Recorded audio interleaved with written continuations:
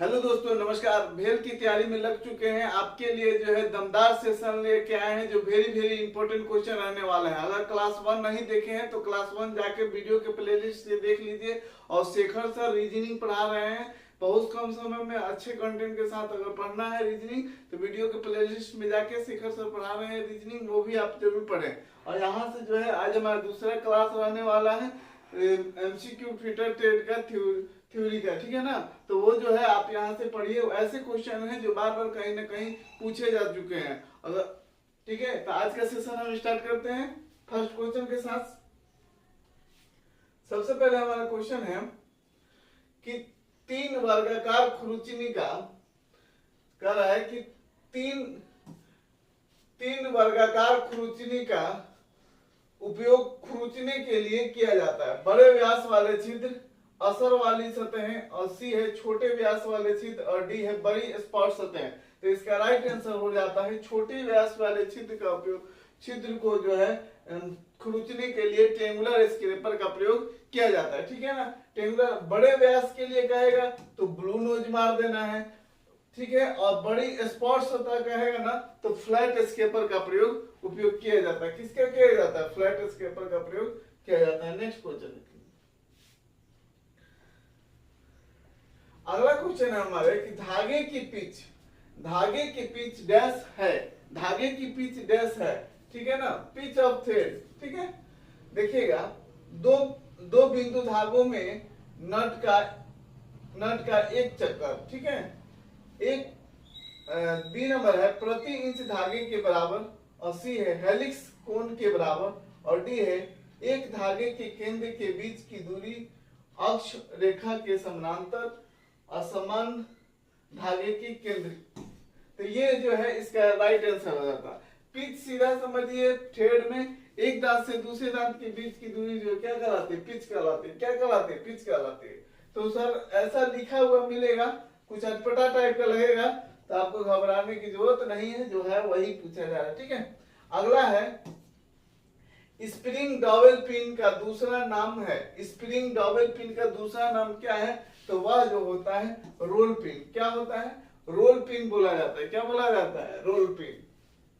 Next देखेंगे, फटाफट अंदाज में रिवीजन के तौर पर इसको हम कराएंगे, ठीक है ना। जहां जरूरत होगा बताने का वहां जरूर बताएंगे आपको, ठीक है। अगला क्वेश्चन है कि अलग दिए गए स्टब सिरों की लंबाई आवश्यक रूप से इससे अधिक नहीं होनी चाहिए। किससे अधिक नहीं होना चाहिए? तो वह जो होता है 40 से 50 एमएम से अधिक नहीं होने चाहिए। कहीं कहीं आपको 40 से 45 एमएम भी आपको मिल सकता है। अकॉर्डिंग टू ऑप्शन यहाँ जो है 40 से 50 एमएम सही है, ठीक है ना। ठीक है, यहाँ से 40। स्टब इंड क्या है? जो है आप वेल्डिंग करते हैं, जो इलेक्ट्रोड यूज करते हैं, वेल्डिंग करने के बाद कुछ अंश बच जाते हैं, ठीक है ना, वही होता है स्टब इंड, ठीक है ना। यहाँ हम लोग लास्ट तक छुई जलाते रह जाते हैं, ऐसा काम नहीं करना। उसको जो है 40 से 45 एमएम 40 से 50 एमएम छोड़ देना है, ठीक है। आगे बढ़ते हैं। यहां देख सकते हैं आप, अगला क्वेश्चन है वाशर को नट के किनारे मोड़कर नट को लॉक करने के लिए किस प्रकार के वाशर का उपयोग किया जाता है? नट को वाशर से लॉक करना है लेकिन किनारे मोड़ देना है, तो इसके लिए कौन सा वाशर होगा? ऑप्शन ए है टैप वाशर, बी है स्प्रिंग वाशर, सी है लॉकिंग प्लेट, और डी है लग के साथ लॉकिंग वाशर। ये सभी लॉकिंग है लेकिन वाशर को मोड़ा जाता है वो कहलाता है टैप। लिखा हुआ टैप वाशर होता है, ठीक है ना। टैप वाशर होता है, टैप वाशर आप याद रखिएगा, ठीक है। यहाँ जो है स्प्रिंग वाशर का प्रयोग कहाँ किया जाए? झटके लगने वाले स्थान पर। देखिएगा पंखा उंखा में जब नट कसता है तो उसके पहले जो है स्प्रिंग वाशर का यूज किया जाता है कि जो है झटका से नट खुले नहीं, ठीक है। अगला देखिए, इसके पहले हम एक छोटा सा जानकारी आपको दे दें, ज्यादा समय नहीं लेंगे आपका, ठीक है।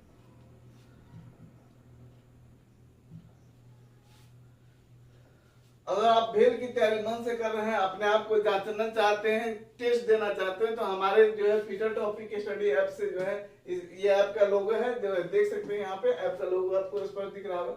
फीटर टॉपिक स्टडी से मात्र 199 रुपए में, मात्र 199 रुपए में टेस्ट अवेलेबल है, जिसमें 15 सेट है। कितने सेट है? 15 सेट अवेलेबल है। और इस 15 सेट में इस 15 सेट में पर सेट में 120 क्वेश्चन है जो आपको अकॉर्डिंग टू जो है सिलेबस ट्रेड थ्योरी के क्वेश्चन होंगे, ईडी के क्वेश्चन होंगे, वर्कशॉप कैलकुलेशन और रीजनिंग के क्वेश्चन होंगे। साथ साथ फ्री में आपको ईडी का बुक मिलेगा, फ्री में आपको वर्कशॉप कैलकुलेशन मिलेगा और फ्री में नोट्स मिलेगा और फ्री टेस्ट भी अवेलेबल है डेमो के तौर पर, आप लोग जाके दे सकते हैं। अभी तक जो है 6 टेस्ट इसमें लाइव हो चुके हैं और टेस्ट जल्द से जल्द ही जोड़ दिया जाएगा एकदम। आप जाके टेस्ट दे एक बार, अपने आप को जरूर परखें कि कहाँ तक हम बना पा रहे हैं और कितने टेस्ट को हम कर पा रहे हैं, कितने क्वेश्चनों को कर पा रहे हैं। ठीक है, घबराना नहीं, जाइए टेस्ट दीजिए, फ्री टेस्ट भी बहुत सारे उपलब्ध है, आप जो है जाके दे सकते हैं। ठीक है, लॉकिंग मास्टर तक हम लोग आए थे, छठा क्वेश्चन हम लोग देखेंगे। देखिएगा ये क्वेश्चन रस्सी से सिरे को बड़ा करने और अस्थाई जोड़ बनाने की विधि कहलाती है। ये तो शायद उस दिन करा दिए थे ना, चलिए कोई बात नहीं, आपसे ध्यान रखा जाएगा।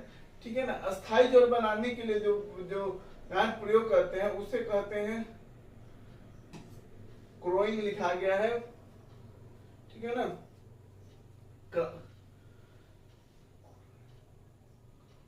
क्राउनिंग कहते हैं। ठीक है ना, क्या कहते हैं, क्राउनिंग कहते हैं जो अस्थाई जोड़ बनता है रस्सी में। ठीक है, लूप आया, यहाँ बाइट आया है तो बाइट मैंने मोड़ना होता है, रस्सी को ऐसे मोड़ दीजिएगा तो बाइट कहला जाएगा। यही मोड़े हुए रस्सी को एक दूसरे को क्रॉस कर दीजिएगा तो वो हो जाता है लूप। क्या हो जाता है, लूप। याद रखिएगा, कभी कभी फिगर दे देता है, पूछ देता है। अब वाइपिंग क्या कहलाता है, तो वाइपिंग देखिएगा, रास्ता कट जाता है तो क्या होता है, उभरने लगता है ना, रस्सी जब बीच से काट दीजिएगा तो देखिएगा उभरने लगता है। तो उभरने से बचने के लिए जो क्या होता है, उसको वायर से बांध दिया जाता है, लपेट दिया जाता है, जिससे क्या हो, रस्सा उभरे नहीं, रस्सी उभरे नहीं, तो उसको हम लोग कहते हैं वाइपिंग। याद कर लीजिएगा, अगले बार से ये सब ध्यान रखा जाए, कौन क्वेश्चन रिपीट ना हो। अगर चैनल पर नया है तो चैनल को सब्सक्राइब जरूर कर लीजिए, अपने दोस्तों से शेयर कीजिए। मशीनों और उनके सहायक उपकरणों में वर्म और वर्म व्हील ड्राइव का उपयोग करने का मुख्य उद्देश्य है। क्या है मुख्य उद्देश्य?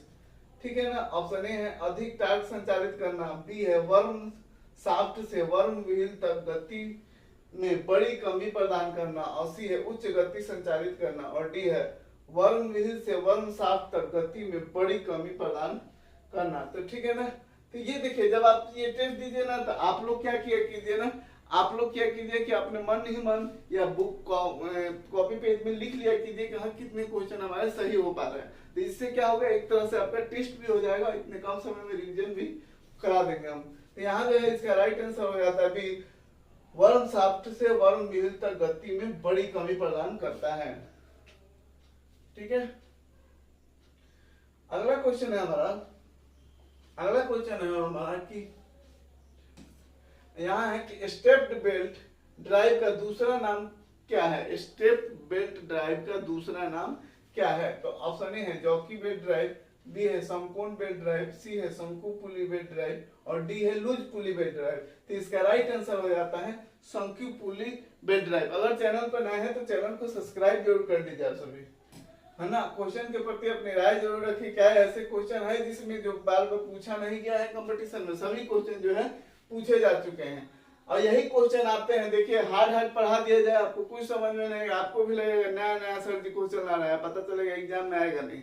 तो जो आने वाले क्वेश्चन है उन्हीं को आपको पढ़ना होगा। ठीक है ना, देख लिया माइक चालू है ना, बहुत बच्चे कहते हैं साउंड नहीं आ रहा है सर, इसके लिए देखना पड़ता है। अगला क्वेश्चन हमारा, कृत्रिम अपघर्षक कौन से हैं? कृत्रिम अपघर्षक कौन से है? कृत्रिम अपघर्षक जो होता है एल्युमिनियम ऑक्साइड, बी है सिलिकॉन कार्बाइड, और सी है एमरी, और डी है ए और बी तीनों। तो सही बात है, कृत्रिम अपघर्षक क्या है? एल्युमिनियम ऑक्साइड और सिलिकॉन कार्बाइड। यही आपसे प्राकृतिक अपघर्षक पूछता है तो वहां हो जाता है। देखिए यहाँ पे लिखा है ना, एमरी, कोरंडम और डायमंड। याद कर लिख लीजिएगा, अब हम एमरी, कोरंडम और डायमंड जो होता है प्राकृतिक एब्रेसिव होता है। ठीक है, कभी कभी ये भी पूछ देता है। चलिए नेक्स्ट क्वेश्चन।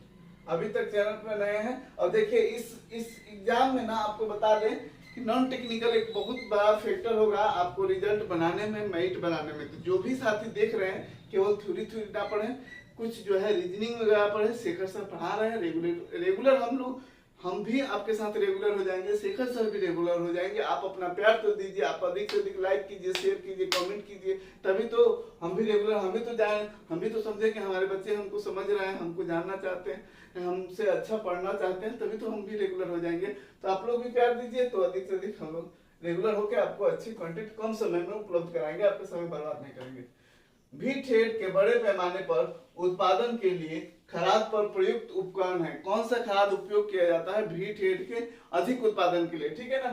तो ऑप्शन ए है एकल बिंदु काटने वाला उपकरण, बी है थ्रेड मिलिंग कटर, और सी है थ्रेड फॉर्म टूल। तो यहाँ हो जाता है डाई हेड और कैलिपर स्टेप। तो इसके लिए जो है राइट आंसर हो जाता है आपका डी डाई। आगे देखेंगे, अगला क्वेश्चन देखेंगे हम। आमतौर पर यह देखा गया है कि पीसने वाले पहिए का अग्रभाग कुछ उपयोग के बाद चमकदार और चिकना हो जाता है। देखिएगा, जब भी ग्राइंडर आप यूज करते हैं तो कुछ समय के बाद क्या हो जाता है, चिकना हो जाता है, वो जो है उसमें चिकनाई आ जाता है। क्यों आ जाता है ये पूछा गया है।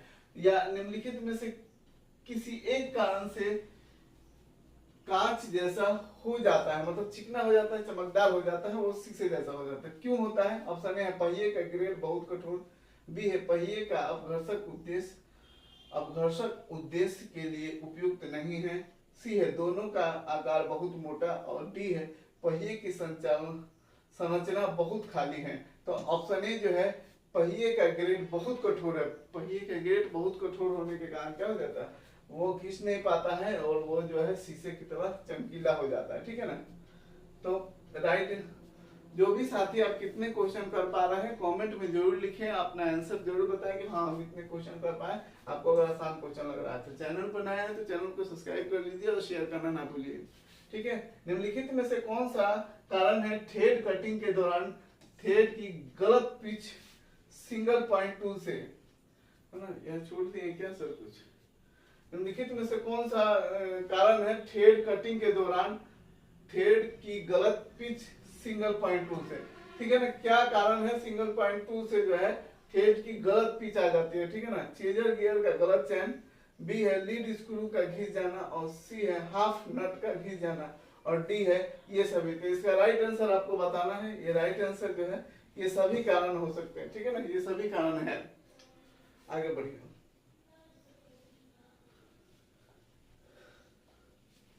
वह खराद जो कम से कम समय की बर्बादी के साथ अधिक संख्या में कार्य करता है उसे कहते हैं, कम से कम, है ना, समय की बर्बादी के साथ अधिक संख्या में कार्य करता है उसे हम कौन सा लेथ कहते हैं? स्पीड खराद, बी है बुर्ज खराद, ठीक है ना, और सी है सेंटर खराद, और डी है टूल रूम खराद। इसका राइट आंसर हो जाता है स्पीड खराद। कुछ अगर आपको लगे कुछ चीजें चेंजिंग है या कुछ चीज नया जोड़ा जाए तो वो भी आप कमेंट में जरूर लिखें।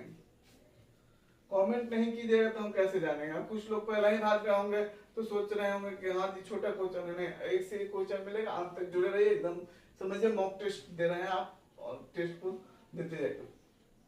तीन जबरे वाले चक को निम्न नामों से भी जाना जाता है। तीन जबरे वाले चक को किस नाम से जाना जाता है? तो स्वतंत्र चक, बी है मिश्रित चक, और सी है सार्वभौमिक चक, और डी है इनमें से कोई नहीं। ठीक है ना, इनमें से कोई नहीं।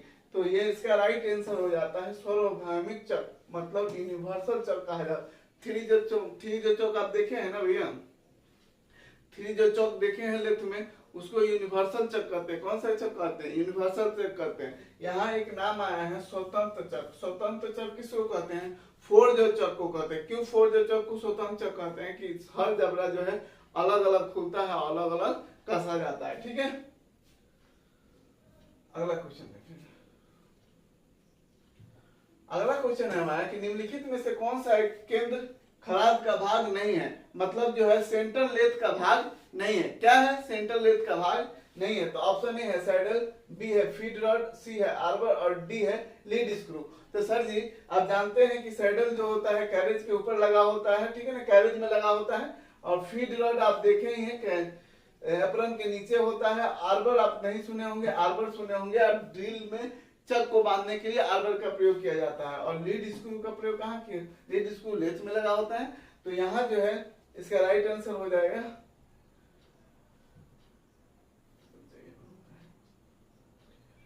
यहाँ क्या होगा आर्बर, क्या हो जाएगा आर्बर जो है सेंट्रल लेंथ का भाग नहीं है। नेक्स्ट देखेंगे, उच्च कार्बन स्टील का निम्न क्रांतिक तापमान जबकि कठोरीकरण होता है, ठीक है ना। न्यूनतम तापमान कितना होता है, तो 960 डिग्री सेल्सियस, बी है 900 डिग्री सेल्सियस, सी है 723 डिग्री सेल्सियस और डी है 560 डिग्री सेल्सियस। इसका राइट आंसर हो जाता है 723 डिग्री सेल्सियस जो है उच्च कार्बन स्टील जो होता है उसका लोअर तापमान न्यूनतम की क्रिटिकल न्यूनतम क्रांतिक तापमान होता है, यही अधिकतम पूछ जाता है तो वहां जो होता है 800 डिग्री सेल्सियस, याद रखिएगा। अगला क्वेश्चन देखिए, अगला क्वेश्चन है कि तापानुशीतलन का मुख्य उद्देश्य, ठीक है। यहाँ देखिएगा इंग्लिश में लिखा हुआ है एंडलिंग, यहीं से थोड़ा बच्चे घबरा जाएंगे, कहेंगे क्या लिखना है, नहीं क्या पढ़ रहा है। तो जो लोग ऐसा दिखेंगे होंगे, जो पुराने बच्चे हैं उन्हें जरूर समझ में आएगा, ठीक है। हमने हिंदी का भी कोशिश किया है कि निमी का ही जुड़े, जिससे आपको कभी मिले तो आपको दिक्कत ना हो। एंडलिंग है, क्या है ये एंडलिंग है। इसका एंडलिंग किस लिए किया जाता है, विरूपण दूर करना, मशीनीकरण में सुधार करना, और सी है कठोरता बढ़ाना और डी है कठोरता बढ़ाना, ठीक है ना। दोनों ऑप्शन एक ही हो गया। चलिए यहाँ जो होता है राइट आंसर होता है मशीनीकरण में सुधार करने के लिए, जो है मशीबिलिटी में सुधार करने के लिए भी लिखा जाता है, ठीक है। तो तापानुशीतलन एनीलिंग का अच्छा, एनीलिंग में जो है क्रिटिकल तापमान 400 क्रिटिकल तापमान से ऊपर 50 डिग्री सेल्सियस ऊपर जब आप जाइएगा तो इसको ठंडा करने के लिए किस में रखा जाता है, एनीलिंग में। तो आपको याद रहना चाहिए एनीलिंग में भट्ठी में रखा जाता है, ठीक है, और नॉर्मलाइजिंग में हवा में। ये एकदम सिंपल चीजों को याद रखिए ना, एकदम पकड़ लीजिएगा। देखिए अगला क्वेश्चन है, गैस नाइट्राइडिंग में मृदु इस्पात के भागों को 500 डिग्री सेल्सियस तक गर्म किया जाता है और गैस को गर्म भाग में प्रवाहित किया जाता है। तो कौन सा गैस प्रवाहित किया जाता है गैस नाइट्राइडिंग में, तो ऑप्शन ए है कार्बन, बी है ऑक्सीजन और सी है अमोनिया और डी है हाइड्रोजन। इसका राइट आंसर हो जाता है इसका राइट हो जाता है अमोनिया गैस का प्रयोग किया जाता है। किसका प्रयोग किया जाता है, अमोनिया गैस का। अगला क्वेश्चन देखिए, जो लोग भी टेस्ट देना चाहते हैं 199 में बहुत आपको कंटेंट अवेलेबल कराया गया है और ऐसे क्वेश्चन है कि आप देख के जो है आपका मन खुश हो जाएगा और वाकई लगेगा कि नहीं क्वेश्चन सेट है। अभी तक बहुत सेट दिए होंगे, बहुत लोग हमने देखा है कि एनसीएल वाले में, हमें कहना नहीं चाहिए, एनसीएल वाले में ऐसे लोग कोर्स तो बेच लिए और बाद में टेस्टो नहीं कराया, कह रहा है कि अब समय नहीं है, तो भाई कोर्स बेचा क्यों? आपके पास तो कंटेंट रेडी रखिए, आप तो चीजें रेडी रखिए। कोर्स बेच दिए, बाद में कहे समय कम है, कुछ भी उठा के भर दीजिए ABCD। ऐसे लोग पता नहीं, उन लोगों को ही बच्चे सपोर्ट करते हैं, ठीक है ना। हमारे टेस्ट एक बार दीजिए, फ्री टेस्ट दीजिए, एक टेस्ट मैंने और भी टेस्ट फ्री में अवेलेबल है, वहां से दीजिए। इसका भी जो है आपको भेल का भी हम जो है एक टेस्ट जो है फ्री कराने जा रहे हैं। 6 टेस्ट लाइव हो गया है, ठीक है, 15 सेट है, ये जल्द ही एकदम सभी सेट आ जाएंगे, आपको कहना नहीं पड़ेगा। जो बच्चे दे रहे हैं वो बहुत खुश है, क्वेश्चन देख के एकदम फुल पैसा वसूल है आपका, इतना जान जाइए। अगला क्वेश्चन है, बॉक्साइट अयस्क का उपयोग बनाने में किया जाता है। बॉक्साइट किसका अयस्क है, तो वह आप जानते हैं एल्युमिनियम का अयस्क है। किसका अयस्क है, एल्युमिनियम का अयस्क है, ठीक है। रासायनिक नाम कभी कभी पूछ देता है, तो सोना का याद रखिएगा Au होता है और Al होता है एल्युमिनियम का और चांदी का होता है Ag, ठीक है ना, और जस्ता का होता है Zn, और Zm लिख दिए नहीं, Zn। तो वाकई में क्वेश्चन कैसा लगा, ये सीरीज कैसा रहा आपके लिए, अपनी राय कमेंट में जरूर दे। क्वेश्चन का लेवल कैसा रहा, और देखिए क्वेश्चन का लेवल हार्ड नहीं रहने वाला है। रीजनिंग पढ़िए और नॉन टेक्निकल क्वेश्चन को जरूर आप ट्वेल्थ कीजिए, तभी आपका मेरिट में नाम बढ़ेगा। हम डरा नहीं रहे हैं, केवल हम अपना नहीं बेच रहे हैं, ये चीजें आपको कोई नहीं कहेगा। और शेखर सर द्वारा रीजनिंग पढ़ाया जा रहा है, आप जरूर आके पढ़े। एक बार 2 क्लास वो भी करा दिए गए हैं और ये भी 2 क्लास करा दिया गया है। रिवीजन कीजिए फटाफट, देखिए कितना मजा आएगा और हम भी रेगुलर हो जाएंगे। आप जो है सपोर्ट करना शुरू कीजिए। वीडियो देखने के लिए धन्यवाद।